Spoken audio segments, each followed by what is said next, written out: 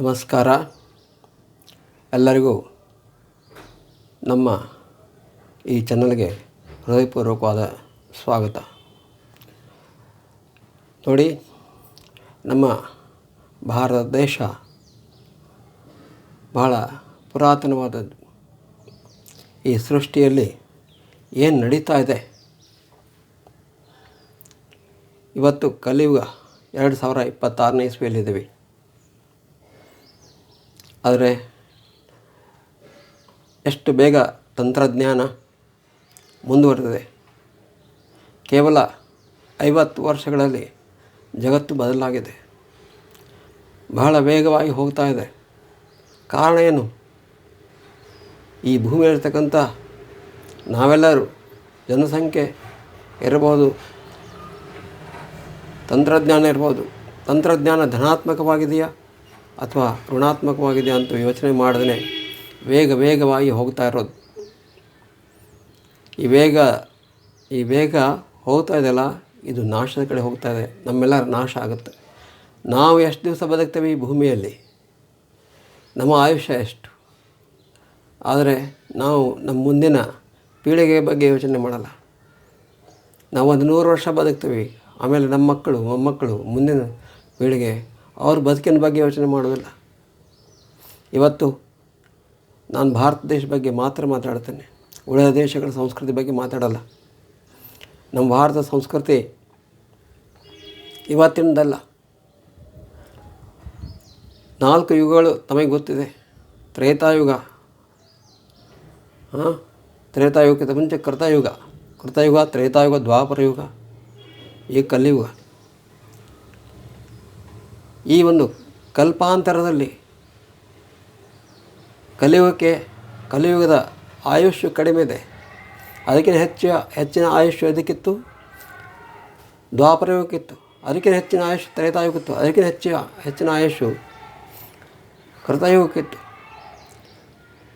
ಪರಮಾತ್ಮನ ಸಂಕಲ್ಪ, ದೇವಿಯ ಸಂಕಲ್ಪ ಇರ್ಬೋದು ಅಥವಾ ನಾರಾಯಣ ಸಂಕಲ್ಪ ಇರ್ಬೋದು.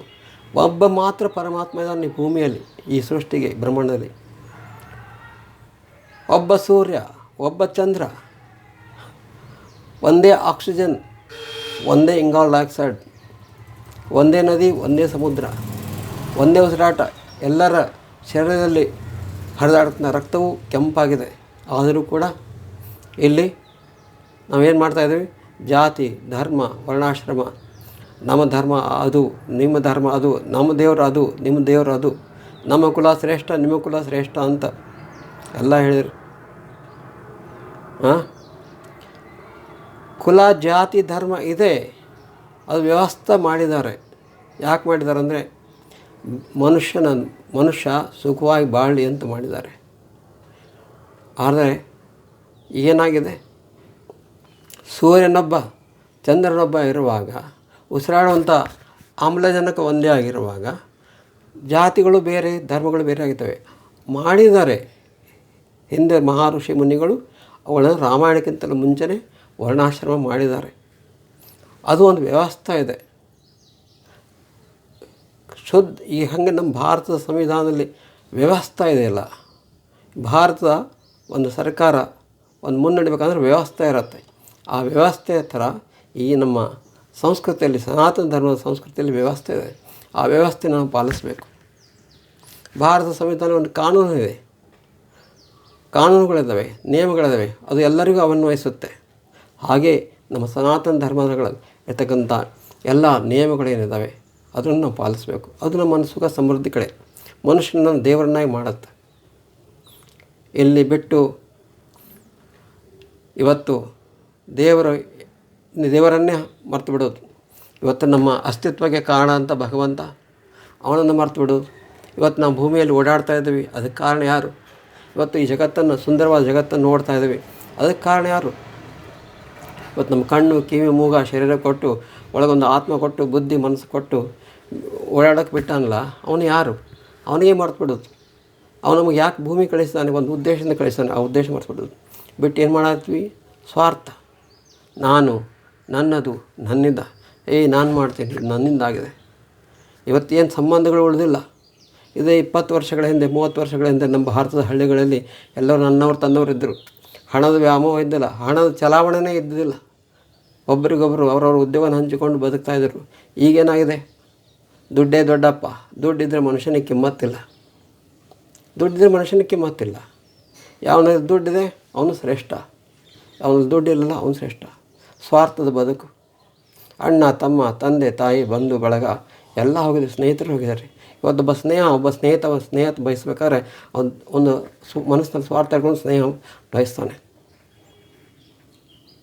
ಹೀಗೆ ಇದು ನಡೀತದೆ. ನಾನು ಹೇಳೋದು ಒಂದೇ, ನಾವು ಬದುಕೋದಷ್ಟೇ. ನಮ್ಮ ಹುಟ್ಟು ನಮ್ಮ ಕೈಯಲ್ಲಿಲ್ಲ, ನಮ್ಮ ಸಾವು ನಮ್ಮ ಕೈಯಲ್ಲಿಲ್ಲ. ಹಾಗೆ ಹುಟ್ಟು ಮತ್ತು ಸಾವಿನ ಮಧ್ಯೆ ಇರ್ತಕ್ಕಂಥ ಈ ಬದುಕು ನಮ್ಮ ಕೈಯಲ್ಲಿಲ್ಲ, ಅದು ಪರಮಾತ್ಮನ ಕೈಯಲ್ಲಿದೆ. ಈ ಜಗತ್ತಿಗೆ ಒಬ್ಬನೇ ದೇವರಿದ್ದಾನೆ. ನೀವು ಯಾರನ್ನ ಪಾಲಿಸ್ರಿ. ಧರ್ಮಗಳು ಸಾಕಷ್ಟು ಇರ್ಬೋದು. ಯಾವ ಧರ್ಮದವರು ಯಾರನ್ನ ನಿಂತಾರೆ ಅವನು ಒಬ್ಬನೇ ಇದ್ದಾನೆ.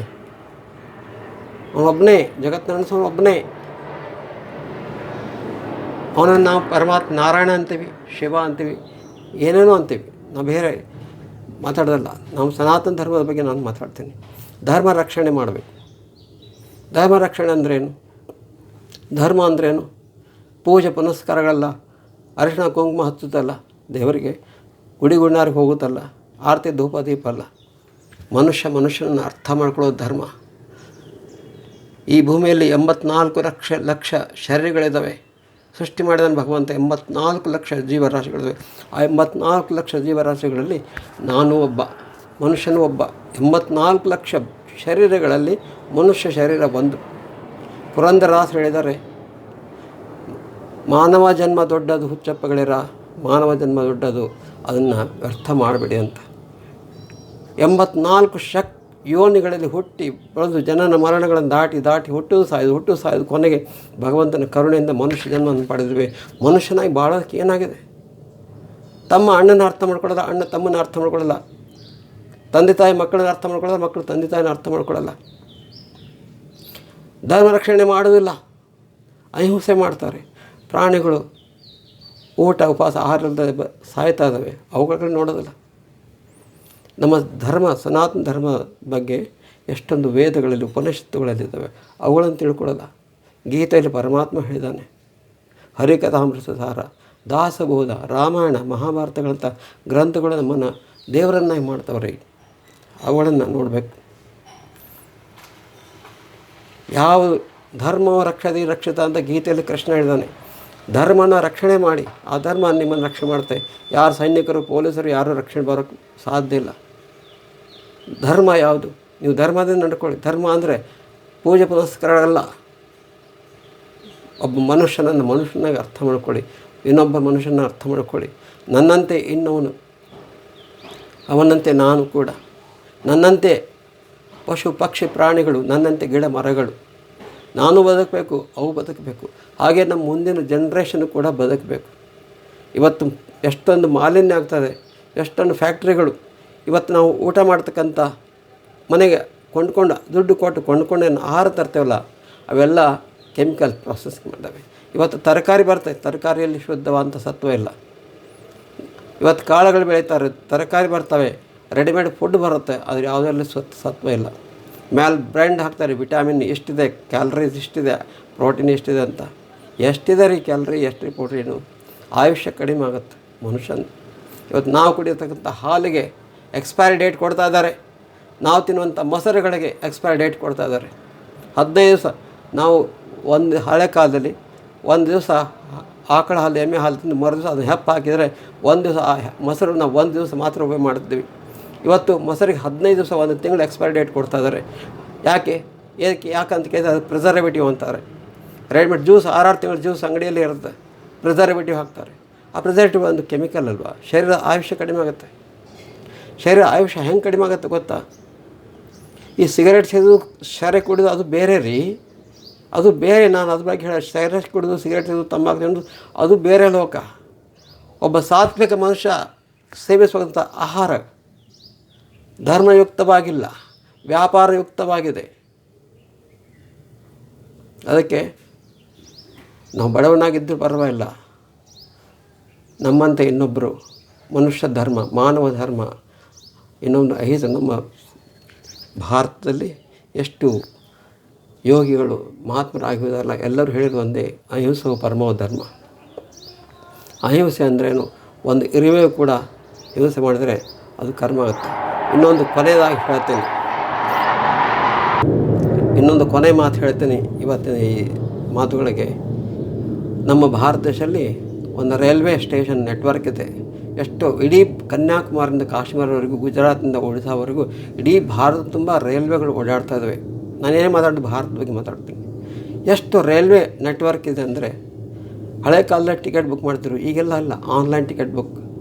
ರೈಲ್ವೆ ಮಿನಿಸ್ಟ್ರ್ ಯಾರಾಗಿದ್ದಾರಲ್ಲ ಅವರಿಗೆ ಗೊತ್ತಿಲ್ಲ ಯಾವ ಸ್ಟೇಷನ್ನಲ್ಲಿ ಎಷ್ಟು ಜನ ಪ್ರಯಾಣ ಮಾಡ್ತಾರೆ, ಯಾವ ರೈಲ್ವೆ ಎಷ್ಟು ಪ್ರಯಾಣ ಮಾಡ್ತಾರೆ, ಎಷ್ಟು ಜನ ಎಷ್ಟು ಸ್ಟೇಷನಲ್ಲಿ ಹತ್ತಾರೆ, ಎಷ್ಟು ಜನ ಇಳೀತಾರೆ, ಇದೇ ಗೊತ್ತಿದೆ. ಆ ರೈಲ್ವೆ ಡಿಪಾರ್ಟ್ಮೆಂಟಲ್ಲಿ ಕೆಲಸ ಮಾಡೋರಿಗೆ ಗೊತ್ತಿದೆ ಎಷ್ಟು ಜನ ಏರ್ತಾರೆ, ಎಷ್ಟು ಜನ ಇಳೀತಾರೆ ರೈಲ್ವೆದಲ್ಲಿ. ಅಂಥ ಒಂದು ವ್ಯವಸ್ಥೆ ಇದೆ. ಆದರೂ ಕೂಡ ರೈಲ್ವೆ ಡಿಪಾರ್ಟ್ಮೆಂಟು ಯಶಸ್ವಿ ರೀತಿಯಿಂದ ಕೆಲಸ ಮಾಡ್ತದೆ. ಯಾಕೆ ಹೇಳು? ಒಂದು ಸಿಸ್ಟಮ್ ಮಾಡಿದರೆ, ಆನ್ಲೈನ್ ಸಿಸ್ಟಮ್ ಇದೆ, online ticket booking, online complaint, online ticket booking ಎಲ್ಲನೂ ಆನ್ಲೈನ್ ಮಾಡಿದ್ದಾರೆ. ನೆಟ್ವರ್ಕ್ ಯಾರ್ಯಾರಿಗೂ ಕೇಳಬೇಕು ಎಲ್ಲ ಟಿಕೆಟ್ ಬುಕ್ ಮಾಡೋಕ್ಕೆ, ಮನೇಲಿ ಕೂತ್ಕೊಂಡು ಟಿಕೆಟ್ ಬುಕ್ ಮಾಡೋದು, ಆರಾಮಾಗಿ ಯಾರಿಗೆ ಹೇಳ್ದಂಗೆ ರೈಲ್ವೆ ಪ್ರಯಾಣ ಮಾಡೋದು, ಯಾರಿಗೆ ಹೇಳ್ದಂಗೆ ರೈಲ್ವೆ ಇಳಿಯೋದು. ಭಾಳ ಟಿಕೆಟ್ ಚೆಕ್ಕಾಗಿ ಬರ್ತಾನೆ, ಅಷ್ಟೊಂದು ಬಿಟ್ಟು ಬೇರೆ ಏನಿರಲ್ಲ.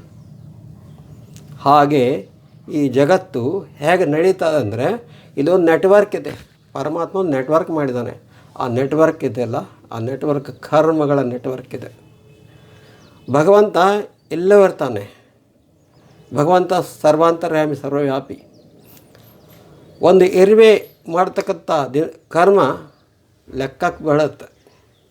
ನಾವು ಮಾಡ್ತಕ್ಕಂಥ ಕರ್ಮಗಳೇನಿದವಲ್ಲ, ಅದು ಕರ್ಮಗಳಲ್ಲಿ ಕೈ ಕಾಲಿಂದ ಮಾತಾಡೋ ಕರ್ಮ, ಕಣ್ಣು ಪಂಚೇಂದ್ರಿಯಗಳಿಂದ, ಕರ್ಮೇಂದ್ರಿಯಗಳಿಂದ ಯಾವುದೇ ರೀತಿ ಕರ್ಮಗಳು, ಮಾತಾಡುವಂಥ ಕರ್ಮ ಇರ್ಬೋದು, ಕಣ್ಣಿಂದ ನೋಡುವಂಥ ಕರ್ಮ, ಏನು ಕರ್ಮ ಮಾಡ್ತೀವಲ್ಲ ಎಲ್ಲನೂ ಅಕೌಂಟ್ ಆಗುತ್ತೆ.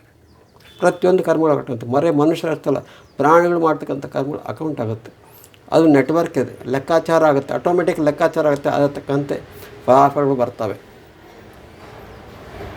ಹೀಗೆ ನಾವು ಮಾಡ್ತಕ್ಕಂಥ ಕರ್ಮಗಳೇ ಫಲಾಫಲ ಇಟ್ಟಿದ್ದಾನೆ ದೇವರು. ಇವತ್ತು ಯಾವುದೇ ಮನುಷ್ಯ ಶರೀರ ಪಡೆದು ಬರ್ತಾನೆ, ಯಾವುದೊಂದು ಜೀವಿ ಶರೀರ ಪಡೆಯುತ್ತೆ ಈ ಭೂಮಿಯಲ್ಲಿ ಅಂದರೆ, ಹುಟ್ಟಿದ ಕ್ಷಣದಿಂದ ಸಾಯುವ ಕ್ಷಣವರೆಗೂ ಅವನಿಂದ ಮಾಡಲ್ಪಡ್ತಕ್ಕಂಥ ಪ್ರತಿಯೊಂದು ಕರ್ಮಗಳು ಲೆಕ್ಕಾಚಾರ ಆಗುತ್ತವೆ.